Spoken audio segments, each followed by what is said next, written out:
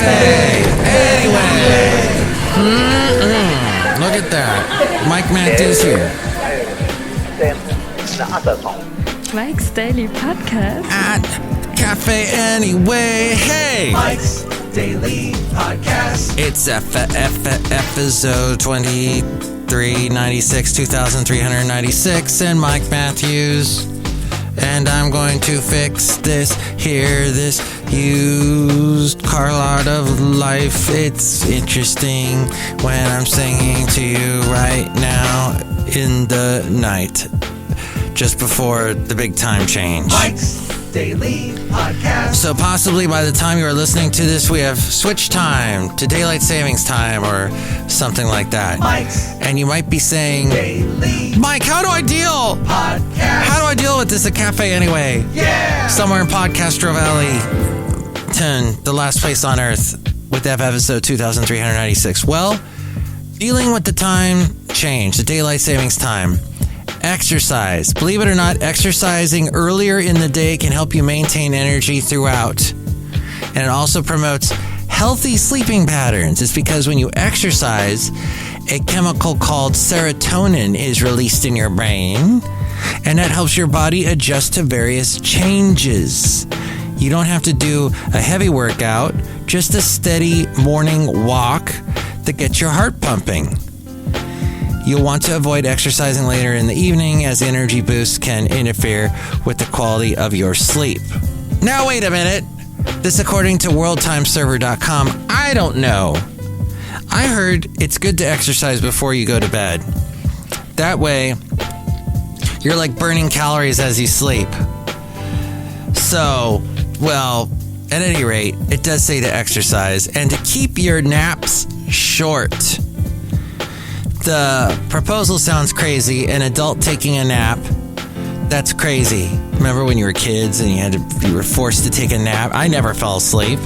It was like, no, I'm not going to do what you tell me to. I'm not going to sleep on command. What do you... And here's today's podcast picture. The podcast picture has a picture, well, it's a podcast picture is what it is. That's the name. But it does have a bit of a clock in it, and since we are talking about time, and time, see what's become of me, and all that, and the Bangles, and Susanna Hoffs of the Bangles, who has collaborated with many different people.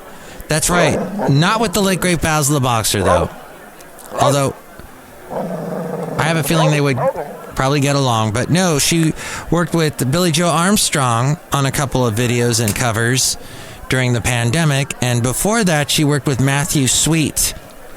That song, hey, got a good thing going, and see you come my way, and I see you, you're back in the arms of a good friend, and I need you back in the arms of your girlfriend. It's called Girlfriend. The two did an album, I think it was pretty good, but most well known for the Bangles.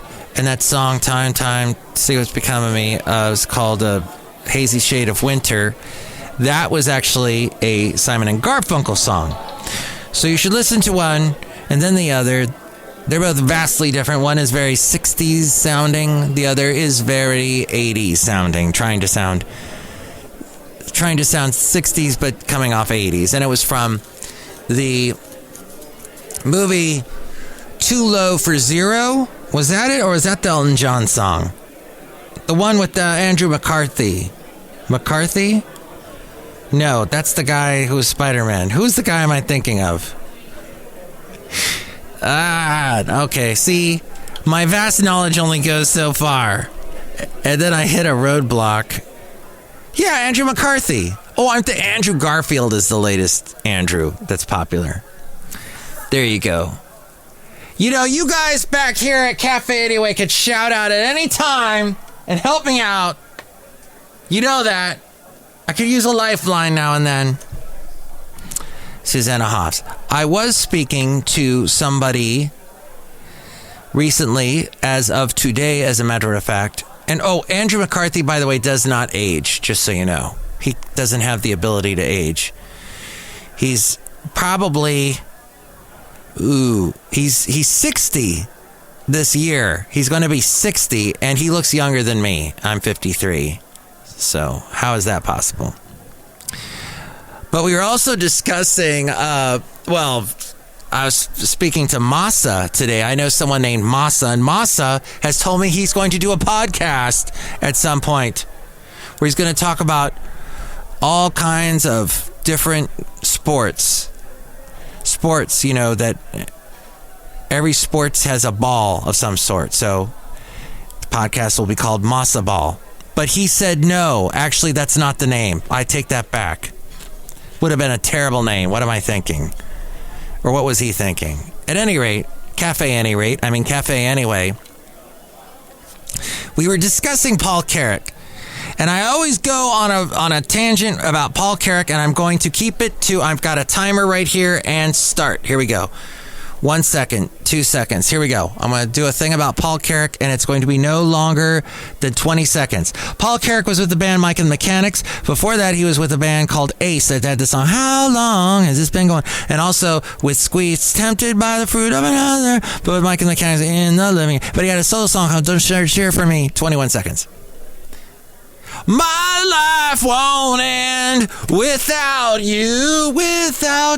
Long as the night will be, the sun will rise without you. So Masa says to me, and I believe I can quote him on this show, especially because he doesn't listen to it. He said to me, Mike, I think the reason the suicide rate was much lower in the 80s was because the pop music was much more optimistic and passionate, and we got out all that angst, all that anxiety, all the stuff that was messing us up as teenagers. We got it all out in the music. Just all this passion in songs about tears and crying and passion and whoa. And I go, well, so are you talking about the song Don't Shed a Tear for Me by Paul Carrack? Is that what you're... But then Masa and I discussed Filmation. He and I talked about the animation studio called Filmation that, interestingly enough, also did a lot of live action, and they did a show called Ghostbusters. This is years before of course, the big movie Ghostbusters with Bill Murray and Dan Aykroyd, Harold Ramis, and everybody, Rick Moranis, and everybody. It's now I can't think of anybody else in the movie. Dang it! But everybody was in it. So Sigourney Weaver and others, and as we go outside of Cafe Anyway, we bring you Mike's Daily Podcast somewhere in Podcastro Valley, the last place on earth. Filmation, when they saw how well the movie Ghostbusters did, and they go, hey, remember we actually have the rights to Ghostbusters. Let's make an animated cartoon for it because we got a budget for that. Let's do it. So they came out with the cartoon just before the real Ghostbusters came out, which had characters from the movie Ghostbusters, whereas the animated series Filmation featured animated versions of the characters from their 70s show that they had called Ghostbusters, which was for kids. But the Filmation version, and you can look this up on YouTube, is very bizarre, very out there, very psychedelic, very off, very 80s psychedelic, because it came out in the 80s, mid to late 80s, and just out there. And then we were talking about the late 80s cartoons, and Masa brought up a cartoon that I had never watched called Galaxy High, so I'll have to check out what that is. But we also discussed Robotech, and I was remembering a show called Battle of the Planets, which came out in the late 70s after Star Wars, and was an anime show that had been popular. But when it came to America, they totally chopped out a bunch of stuff. Like anything that was controversial, they cut out of the cartoon. So it ended up being much shorter. And I'd love to see the original version before it got chopped up. Oh, and because they didn't want to have any subtitles, they didn't want to put English subtitles in there. They had it voiced over again by people like Casey Kasem. And Casey at the time was a big voiceover actor in cartoons, of course, also on the radio. He had his American Countdown, Top 40 Countdown show that began in the early 70s. And in his early days, before he became hello again, this is Casey Case, I'm all bright and happy. In the early part of the Countdown show, and you can hear this somewhere. I know some radio stations probably carrying it somewhere. In the early 70s, he was much more soft.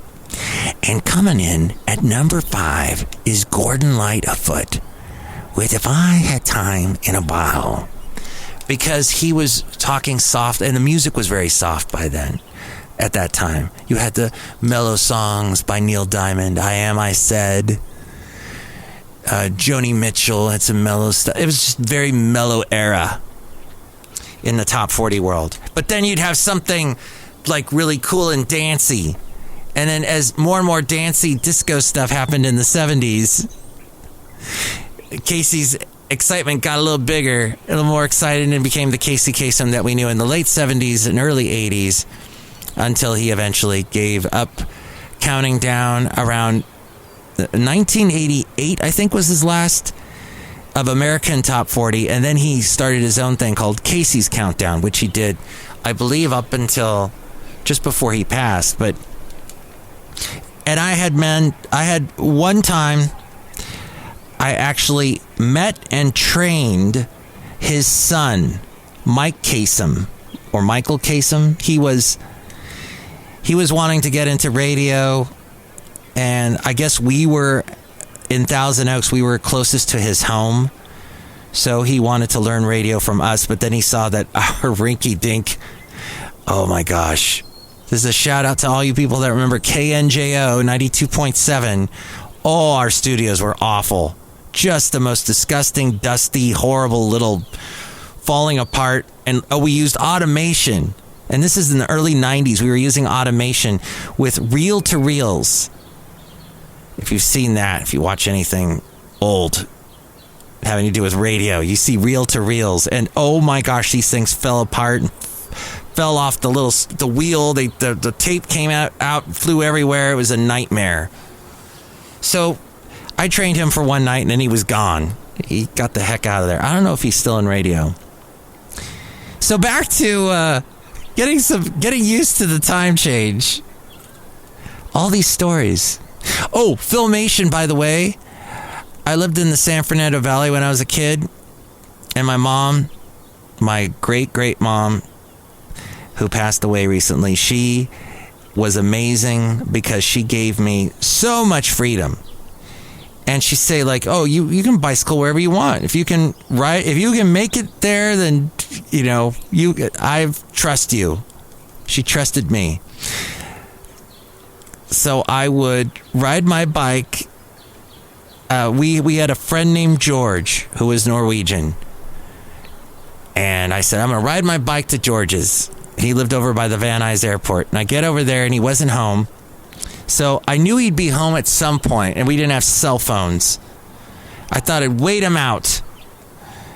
I may have had some coins in my pocket to call on a payphone, call my mom if I needed a ride. But I was riding my bike around that area, and there was Filmation. The people that came up with the Ghostbusters. And I think they also did Fat Albert. They did a bunch of Saturday morning cartoons.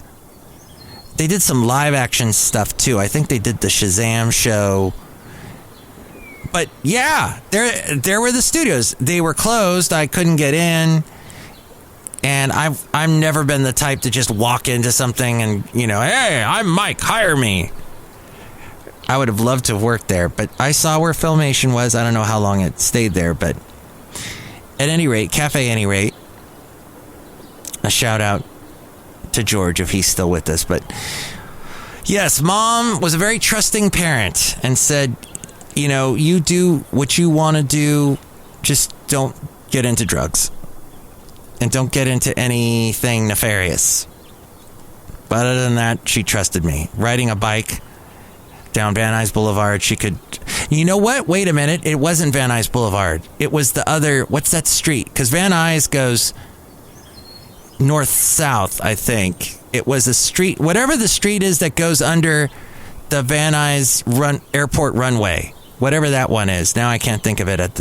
Yeah, it's been a while since I've been down there. Is that Ventura Boulevard? Well, whatever. Cafe whatever. There you go. Okay, so keep your nap short is the whole point of all of that. If you get tired and feel that you absolutely must nap, stick with short ones, no longer than 20 minutes. Ensure that you take your nap earlier in the day. The closer you nap to bedtime, well, you probably won't get as much quality sleep. A better suggestion would be to exercise by going for a short walk.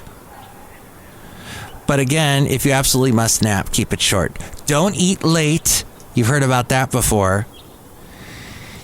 Food in your stomach and the digestion process can actually affect the quality of sleep you receive.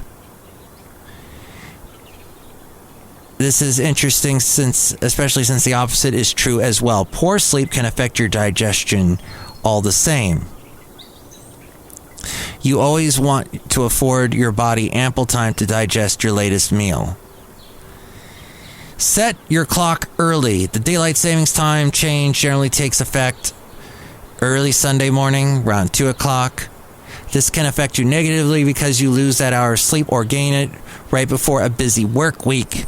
If you can, set your clock appropriately earlier in the weekend.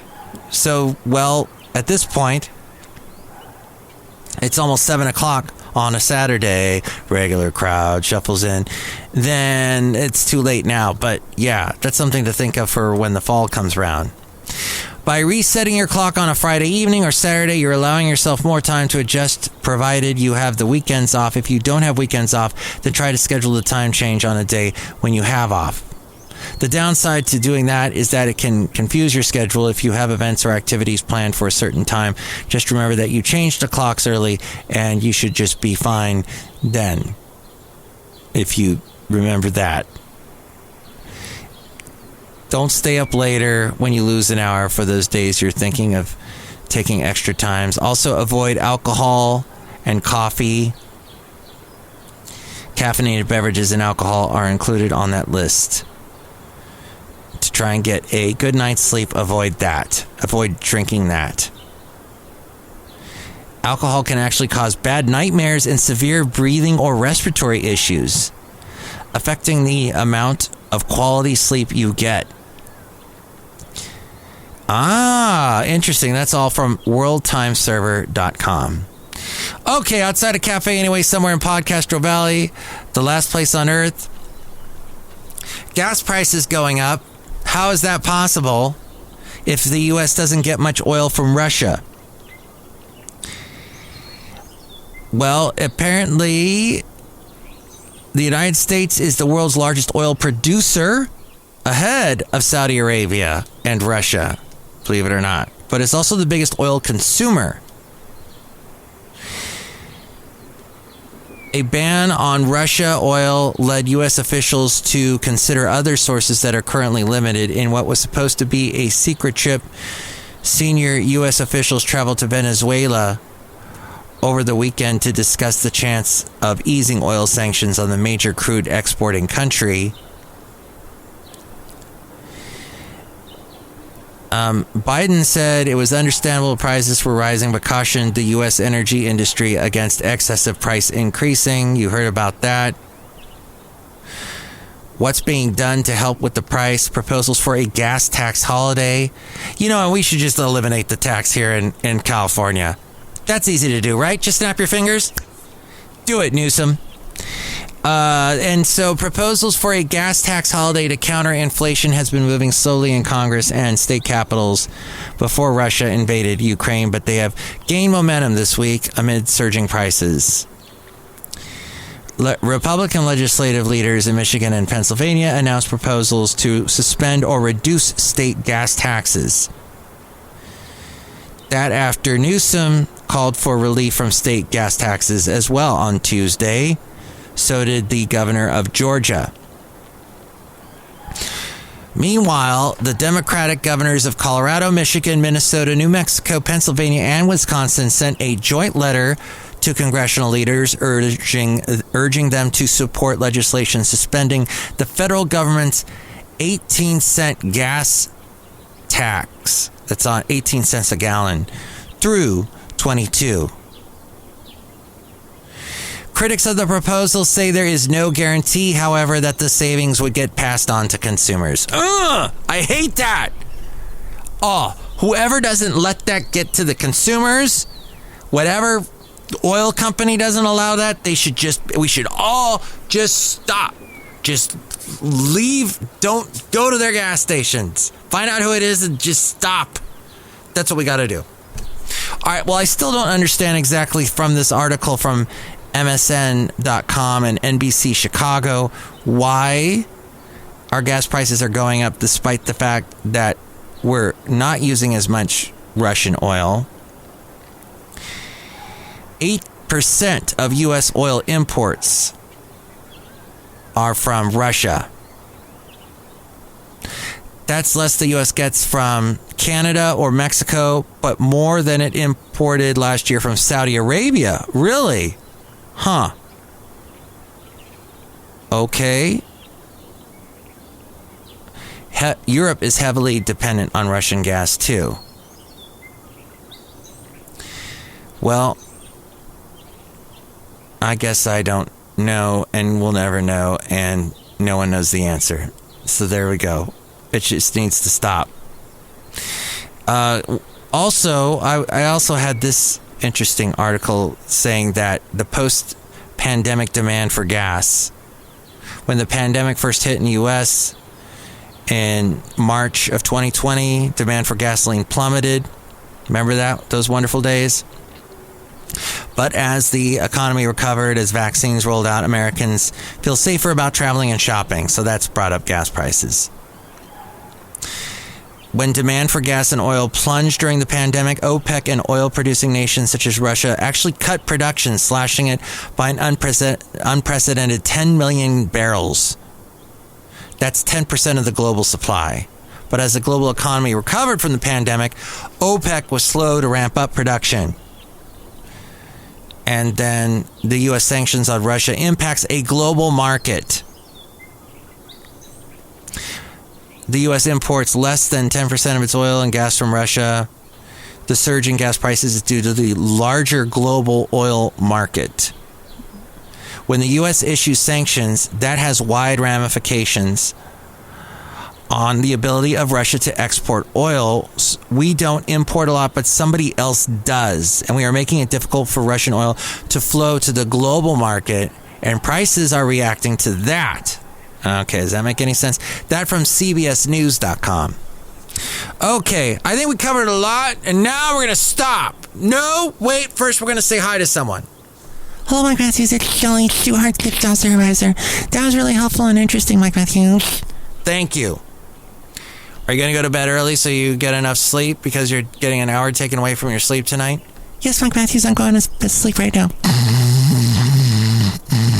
Wow. Chely sure snores loud.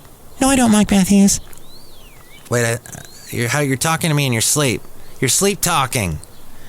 Yes, Mike Matthews, I'm sleep talking.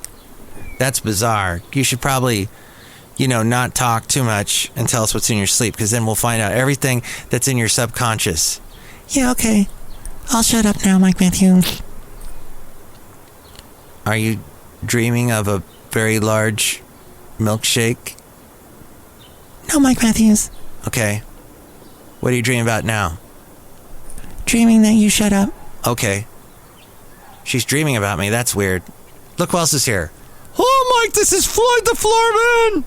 And this is John Deere, the engineer, Mike. Yes, daylight savings time is really a thing that puts a crimp in my style. I wish I was in Arizona. Yeah! Let's all move to Arizona. Hey, thank you, everybody. Thank you so much for listening to our program today.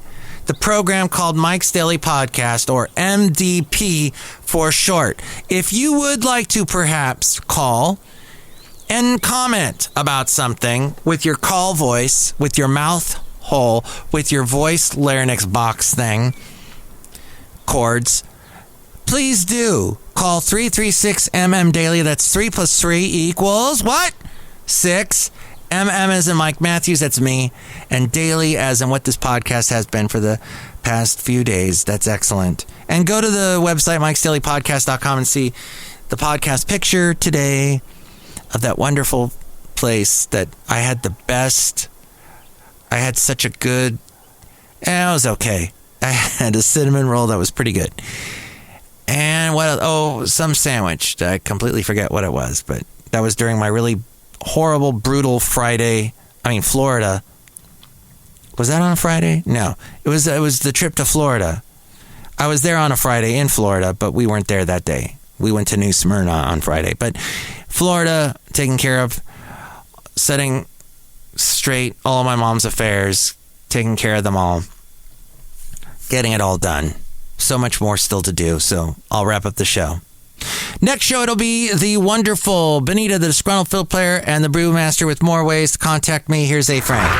Mike's Daily Podcast is written and produced and performed by Mike Matthews. His podcast is super easy to find. Download or listen to his show and read his blog at MikesDailyPodcast.com. Email Mike now at MikesDailyPodcast@gmail.com. See you tomorrow. Bye!